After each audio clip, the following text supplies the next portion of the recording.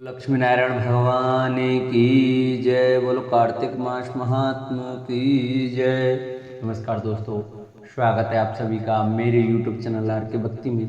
भक्तों, आज की वीडियो में हम आपको कार्तिक मास महात्मा के 24वें अध्याय की कथा सुनाएंगे। तो सभी भक्तजन हमारी कथा को श्रद्धा भाव और प्रसन्न चित्त मन से सुने।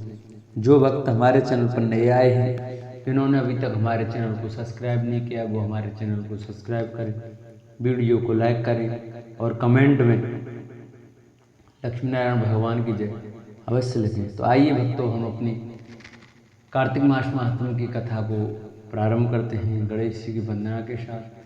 गजाननं भूतगणाधिसेवितं कपितजम्बुफलचारुभक्षणं उमासुतं शोकविनाशकारकं नमामि विघ्नेश्वरपादपङ्कजम्।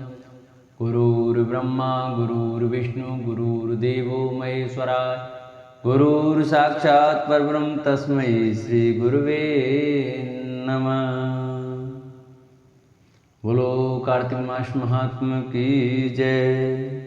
सूत जी कहते हैं कि भागीरथ के वंश में सौरदास नाम का एक राजा हुआ, जिसका पुत्र मित्रसेन था। मित्र गुरु वशिष्ठ जी के श्राप से राक्षस हो गया, परंतु गंगा जल के प्रभाव से वह भी भगवान के परम पद को प्राप्त हुआ। ऋषि पूछने लगे कि हे सूत जी, गुरु वशिष्ठ ने किस कारण से श्राप दिया, सो आप कृपा करके यह कथा विस्तार पूर्वक कहिए। तब सूत जी कहने लगे कि हे ऋषियों, एक समय अति धर्मज्ञ राजा सौरदास कुछ साथियों सहित शिकार खेलने के लिए वन में गया। वहां पर अनेक मृगों का शिकार किया। फिर भूख तथा प्यास से दुखित हो राजा नदी के तट पर आया। यहाँ पर उसका पुत्र मित्र से नित्य नियम करता था। राजा ने रात्रि वहीं पर ही बिताई। प्रातःकाल होते ही वहां से उठकर फिर शिकार की तलाश में चल पड़ा। कुछ दूर जाकर राजा ने देखा कि पर्वत की कंदरा में एक व्याघ्र और व्याघ्री मैथुन कर रहे हैं। राजा ने उनको देखते ही धनुष पर बाण चढ़ाया और उन पर छोड़ दिया। बाण के लगते ही व्याघ्री घायल होकर वहीं पर गिर पड़ी और फिर थोड़ी दूर बाद मर गई। तब व्याघ्र राक्षस रूप धारण कर बड़े क्रोध में आकर कहने लगा कि राजन, तुमने मेरे साथ बड़ा अन्याय किया है, इसका बदला मैं तुम्हें अवश्य लूंगा। ऐसा कहकर वह राक्षस अत्यंत दुखी हुआ। तत्पश्चात राजा ने अपनी नगरी में आकर संपूर्ण वृत्तांत मंत्रियों से कहा। कुछ समय बीतने पर राजा सौरदास ने मुनियों को बुलाकर अश्वमेध यज्ञ किया और गुरु वशिष्ठ जी ने विधि पूर्वक ब्रह्मादिक देवताओं को हवि देकर यज्ञ समाप्त किया। फिर स्नान करने के लिए नदी के तट पर चले गए। इतने में ही वही राक्षस जिसकी राक्षसी को राजा ने वन में मार दिया था, क्रोधित होकर अपना बदला लेने के लिए वहां पर आया और गुरु वशिष्ठ जी को वहां पर न देख उन्हीं रानी दमयंती कहने लगी, आप क्षत्रिय के पुत्र हैं, क्रोध को त्याग देंगे। जो भोग आपके भाग्य में लिखा है उसको भोगो। जो मनुष्य गुरु से तुकार करता है वह वन में जाकर ब्रह्म राक्षस होता है। स्त्री के वचनों को सुनकर राजा क्रोध त्याग कर विचारने लगा कि अब क्या करना चाहिए। फिर राजा ने उस जल को जो ही अपने पैरों में डाला, त्यों ही उसके पैर काले पड़ गए। इसी कारण राजा कालमासपात के नाम से विख्यात हुआ।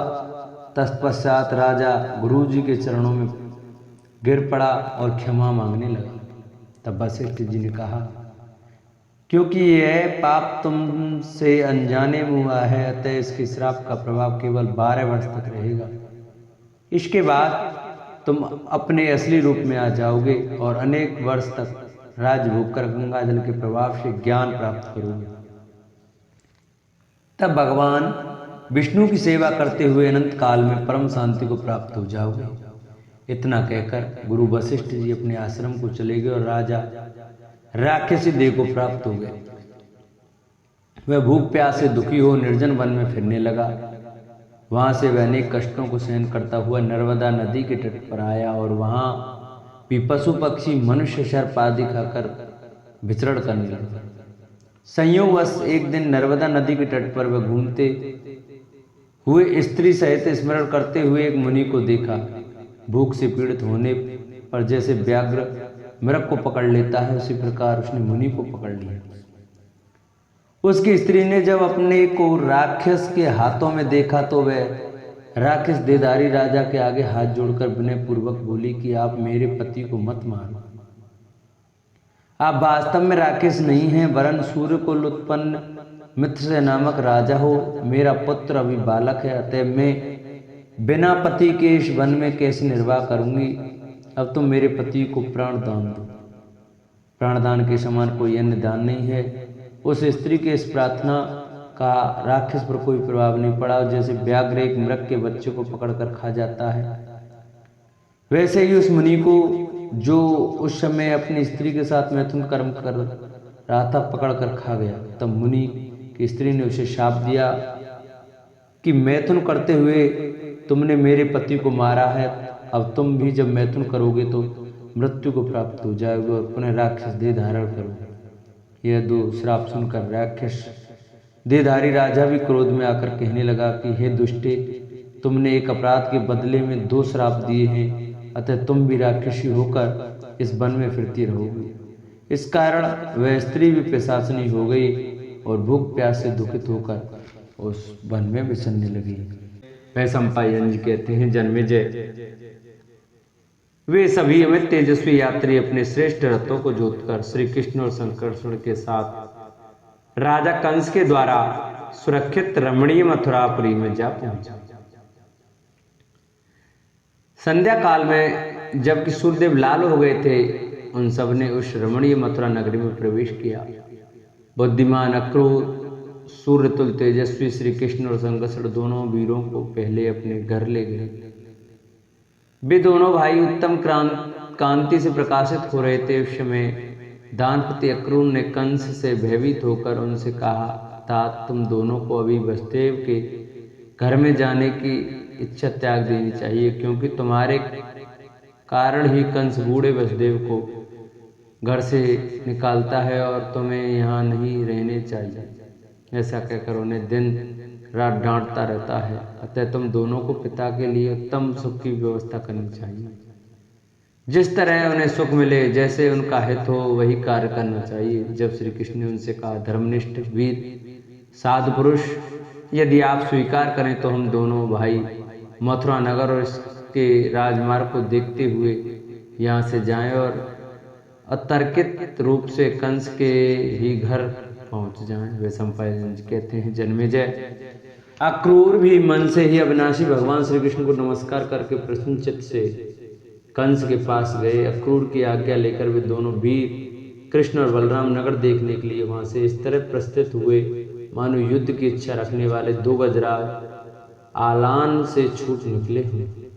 उन दोनों ने रास्ते में एक रजक धोबी को देखा जो कपड़ों में रंग कर रहा था। उसे देखकर वे दोनों भाई उससे सुंदर वस्त्र मांगने लगे। रजक ने उन दोनों से कहा, अरे तुम दोनों किसके और कहाँ के वनेचर हो जो मूर्खतावश निर्भय होकर राजा के कपड़े मांग रहे हो? मैं तो विभिन्न देशों के बने हुए राजा कंस के सैकड़ों वस्त्रों को रंगता हूँ और उन वस्त्रों पर विशेषतः इनकी इच्छा के अनुसार रंग देता हूँ। तुम दोनों किसके बेटे हो? तुम तो वन में पैदा हुए और वन पशुओं के साथ ही बड़े हो। आज इन बहुत से रंगीन कपड़ों को देखकर तुम्हारे मन में इनके प्रति लोभ उत्पन्न हो गया है। अहो, यह बड़े आश्चर्य की बात है।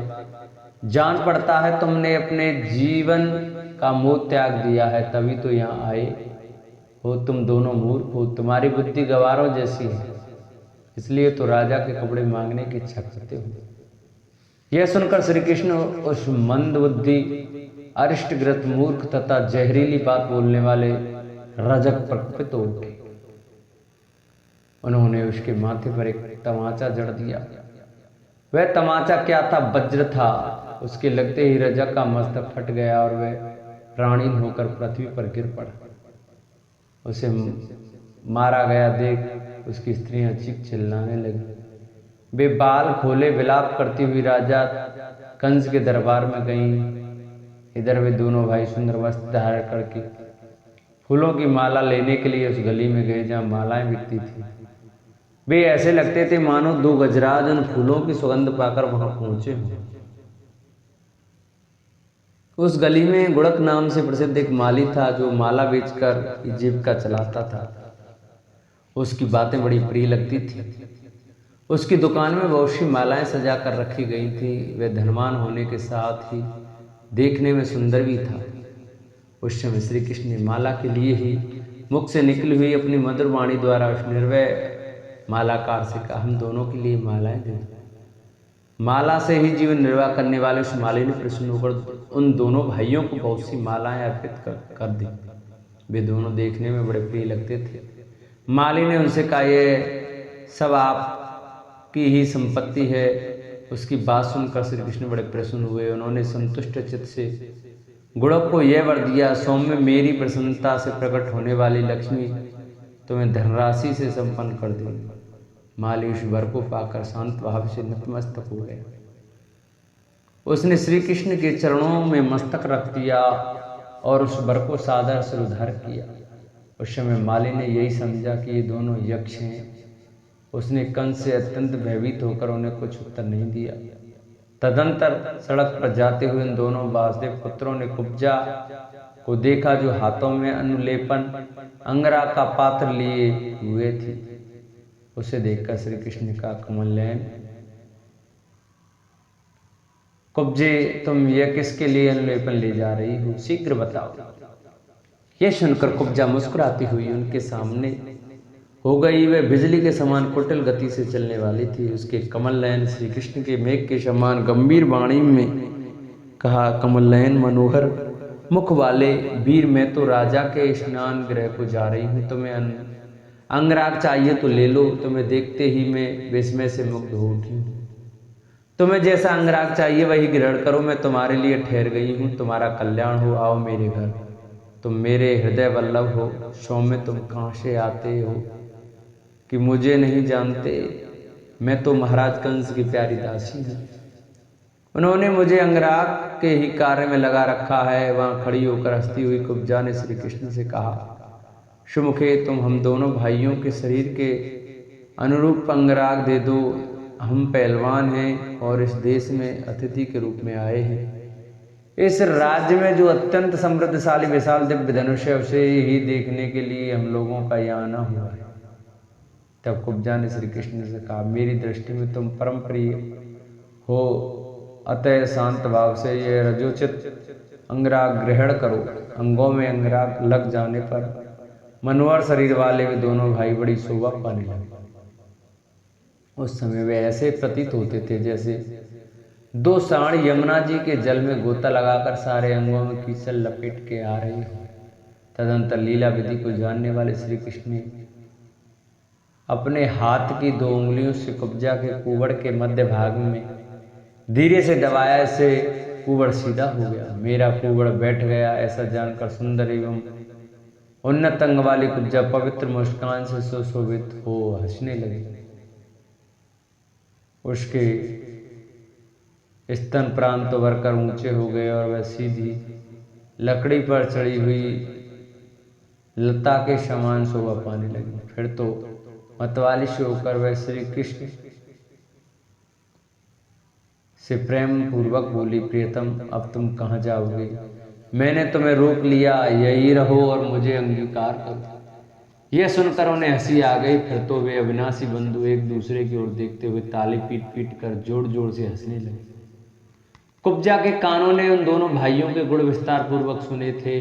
श्री कृष्ण ने मुस्कुराते हुए काम पीड़ित कुब्जा को वहीं छोड़ दिया और उसे छोड़कर वे दोनों बंधु राजभवन में प्रविष्ट हुए। ब्रज में बड़े होकर गोपेश से विभूषित हुए उन दोनों वीरों ने जब उस राजभवन में प्रवेश किया उस समय उनकी प्रत्येक चेष्टा गुप्त रूप से होती थी। उनके मुख का भाव भी ऐसा मूढ़ था कि उससे आंतरिक चेष्टा का पता नहीं लगता था। हिमालय के वन में उत्पन्न हुए दो मदमत्त सिंहों के समान वे दोनों बालक वहां धर्मशाला में जा पहुंचे। उस समय वहां उनके पहुंचने की संभावना किसी को नहीं थी। वे वहां रखे हुए विशाल धनुष को जो पुष्पमाला से विभूषित था देखना चाहते थे। अतः उन दोनों वीरों ने उस समय शास्त्रागार के संरक्षक से पूछा, राजा कंस के धनुष की रक्षा करने वाले अस्त्र संरक्षक, तुम हम दोनों की बातें सुनो। सौम्य जिसका यह उत्सव होने जा रहा है वह धनुष कौन सा है? यदि तुम्हारी इच्छा हो तो कंस के उत्सव का जो प्रधान निमित्त है उस धनुष का हमें दर्शन कराओ। उसने उन दोनों भाइयों को वह खम्भ जैसा मोटा धनुष दिया। उस धनुष पर प्रत्यंता चढ़ाना या उसे तोड़ना इंद्र सहित संपूर्ण देवताओं के लिए भी असंभव था। पराक्रमी कमल नयन श्री कृष्ण ने प्रसन्न चित्त से दोनों हाथों द्वारा उस धनुष को उठाकर तोला। दैत्यों द्वारा पूजित हुए उस धनुष को इच्छानुसार तोलकर भगवान श्री कृष्ण ने कई बार उसको उठाया, झुकाया और उसके ऊपर प्रत्यंचा चढ़ाया। श्री कृष्ण के द्वारा बहुत अधिक झुका दिए जाने के कारण वह पुष्पहारों से विभूषित सर्पाकार धनुष बीच से टूटकर दो भागों में विभक्त हो गया। उस श्रेष्ठ धनुष को तोड़कर श्री कृष्ण तथा वे नवयुवक संकर्षण शीघ्रतापूर्वक कदम बढ़ाते हुए बड़े वेग से उस भवन से बाहर निकल गए। उस धनुष के टूटने से जो धड़ाका हुआ वह सहसा उठी हुई प्रचंड आंधी के समान गंभीर घोष करने वाला था।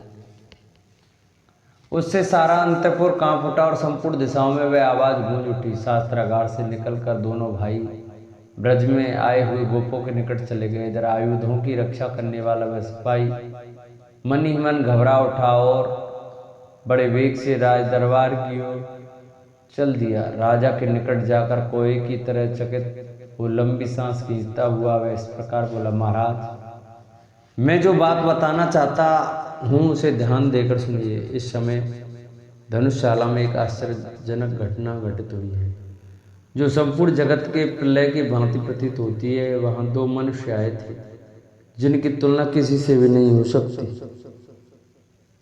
उनके मस्तक के सभी बाल शिखा चोटी के समान बड़े बड़े थे।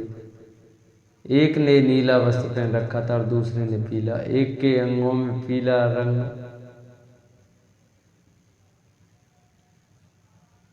पीला अंगराग तो दूसरे के अंगों में श्वेत। वे दोनों इच्छानुसार वेश धारण करने में कुशल से सहसानपुर में घुस आए और किसी को पता न चला। वे दोनों वीर देव कुमारों के समान प्रतीत होते थे। उनकी आकृति बड़ी सौम्य थी। उन्हें देखकर ऐसा जान पड़ता था मानो बाल रूपधारी अग्नि सहसा आकाश से आकाश धनुषशाला में खड़े हो गए। उन दोनों के वस्त्र और पुष्पहार बड़े सुंदर थे। मैंने उनको स्पष्ट रूप से देखा है। उनमें से एक की आंखें कमल के समान सुंदर थी। शरीर का वर्ण श्याम था। उसके वस्त्र और हार पीले रंग के थे जिसे हाथ में लेना देवताओं के लिए भी कठिन है। उसी धनुष को उस श्याम सुंदर वीर ने अनायास ही उठा लिया। उस बालक ने उस विशाल धनुष को लोहयंत्र की भांति बालात हाथ में लेकर वेग पूर्वक उस पर प्रत्यंचा चढ़ाई तो खेल खेल में उसे झुकाना आरंभ किया। उस बाहुशाली वीर के खींचने पर वह बाण रहित धनुष मुट्ठी पकड़ने की जगह से धड़ाके के साथ टूटकर दो टूक हो गया। धनुष टूटने की आवाज से धरती हिलने लगी। सूर्य की प्रभा फीकी पड़ गई और आकाश घूमता सा प्रतीत होने लगा।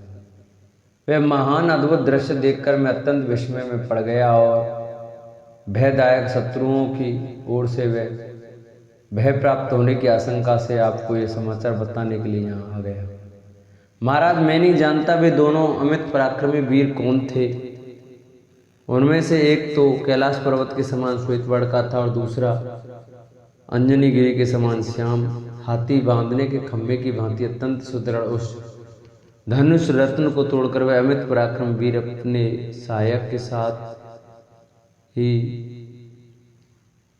वायु के समान तीव्र गति का आश्रय ले वहां से निकल गए। नरेश्वर न जाने वह कौन था जो धनुष के 2 टुकड़े करके चला गया। कंस को सब बातें बता विस्तार पूर्वक विदित थी। उसके धनुष भंग का समाचार सुनते ही शस्त्र रक्षक को विदा कर दिया और स्वयं अपने उत्तम भवन में प्रवेश किया। इस प्रकार श्री हरिवंश महापुराण के अंतर्गत विष्णु पर्व में धनुष का भंग विषयक 22वां अध्याय पूरा हुआ। बोलो हरिवंश महापुराण की जय। बोलो कृष्ण कन्हैया लाल की जय। जिन भक्तों को हमारी हरिवंश महापुराण की कथा वीडियो अच्छी लगी हो वो हमारी वीडियो को ज़्यादा से ज़्यादा शेयर कर, चैनल को सब्सक्राइब करें, वीडियो को लाइक करें और कमेंट में हरिवंश महापुराण की जय, विष्णु भगवान की जय अवश्य लिखें।